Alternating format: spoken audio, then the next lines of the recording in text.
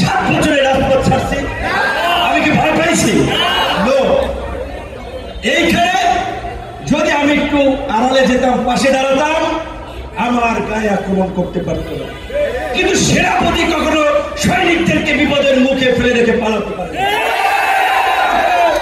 নেতারা কর্মীদেরকে মাঠে ফেলে রেখে পালাতে পারে না। আমি আমার সহযোদ্ধাদেরকে রক্ষা করতে গিয়ে রক্তাক্ত হয়েছি। আমার সহযোদ্ধারা আমাকে রক্ষা করতে গিয়ে আঘাত তাদের গায়ে নিয়েছে। সেই সমস্ত সহযোদ্ধাদের প্রতি আমার সালাম। সর্বশেষ একটা কথাই বলবো, এই গণ অভ্যুত্থানের পরে মানুষ যে নতুন বাংলাদেশ, যেখানে ঘুষ থাকবে না, দুর্নীতি থাকবে না, চাঁদাবাজি থাকবে না, একটা শান্তি সম্প্রীতি ঐক্যের বাংলাদেশ থাকবে, একটা নতুন বাংলাদেশ থাকবে। সেই বাংলাদেশ 1 বছরে মানুষের আকাঙ্ক্ষা পূরণ হয় নাই, বরঞ্চ 1 বছরে মানুষ হতাশ হয়েছে, ক্ষুব্ধ হয়েছে যে এটা কি হইল, কি হতে যাচ্ছে।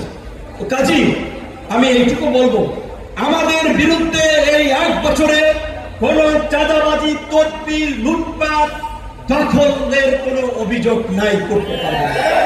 সুতরাং আপনাদের সামনে হবার সম্ভাবনার এবং সুযোগ তৈরি হয়েছে।